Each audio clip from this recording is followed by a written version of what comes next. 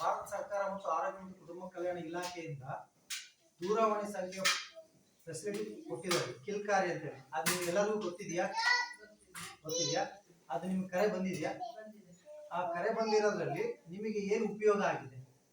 ಉಪಯೋಗ ಅಂದ್ರೆ ಗರ್ಭಾವಸ್ಥೆಯಲ್ಲಿ ಇದ್ದಾಗ ಯಾವ ತರ ಆಹಾರ ಸೇವನೆ ಮಾಡಬೇಕು ಮತ್ತು ಯಾವಾಗ ಚುಚ್ಚುಮದ್ದುಗಳನ್ನು ಹಾಕಿಸ್ಕೋಬೇಕು ಅನ್ನೋದು, ಮತ್ತೆ 1 ವರ್ಷದ ಮಗು ಆದ್ಮೇಲೆ ಅವಕ್ಕೆ ಯಾವ ಚುಚ್ಚುಮದ್ದು ಹಾಕಿಸ್ಬೇಕು, ಮತ್ತೆ ಎದೆ ಹಾಲನ್ನು ಹೇಗೆ ಕೊಡಬೇಕು ಅವನ್ನೆಲ್ಲ ಹೇಳ್ತಾರೆ.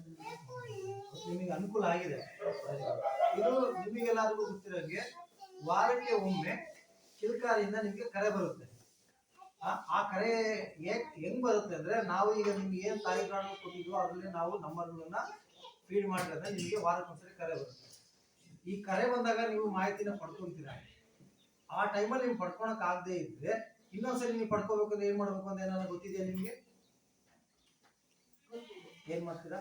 ಮತ್ತೆ ನಾವು ಅವ್ರಿಗೆ ಕರೆ ಮಾಡ್ತೀವಿ. ನೀವು 144223ಕ್ಕೆ ಮತ್ತೆ ನೀವು ಕರೆ ಮಾಡಿದ್ರೆ ಈ ಏನು ನಿಮಗೆ ಕಿಲ್ಕಾರಿಂದ ಕರೆ ಬಂದಾಗ ನೀವು ಮಾಹಿತಿ ತಗೊಂಡಿದ್ರಲ್ಲ, ಆ ಮಾಹಿತಿನ ನೀವೇನ್ ಕೇಳಿದ್ರು ಕೂಡ ನಿಮ್ಗೆ ಹೇಳ್ಕೊಡ್ತಾರೆ. ಆ ಫೆಸಿಲಿಟಿ ಇದೆ.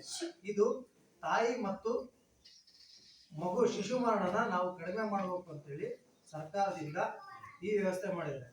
ಮತ್ತೆ ಆರೋಗ್ಯ ವೃದ್ಧಿ ಮಾಡಬೇಕು, ಮತ್ತೆ ನಿಮಗೆ ಹೆಚ್ಚಿನದಾಗಿ ಯಾವ ಸಮಯದಲ್ಲಿ ಯಾವ ಆಹಾರ ಕೊಡಬೇಕು, ಯಾವ ಚುಚ್ಚುಮದ್ದು ಕೊಡಬೇಕು, ಪೌಷ್ಟಿಕಾಂಶದ ಅವಶ್ಯಕತೆ ಎಷ್ಟಿರುತ್ತೆ, ಎಲ್ಲಿಗೆ ಹೋಗ್ಬೇಕು, ಯಾವ ಸಮಯದಲ್ಲಿ ಏನ್ ಮಾಡ್ಬೇಕು ಅನ್ನೋದು ಮಾಹಿತಿ ನಿಮ್ಗೆಲ್ಲ ಕೊಡ್ತಾ ಹೋಗ್ತಾರೆ. ಇದ್ರದ್ದು ಸದುಪಯೋಗ ನೀವೆಲ್ಲರೂ ಪಡ್ಕೋಬೇಕು. ಪಡ್ಕೊಂತಿರೋ ತಾನೆ?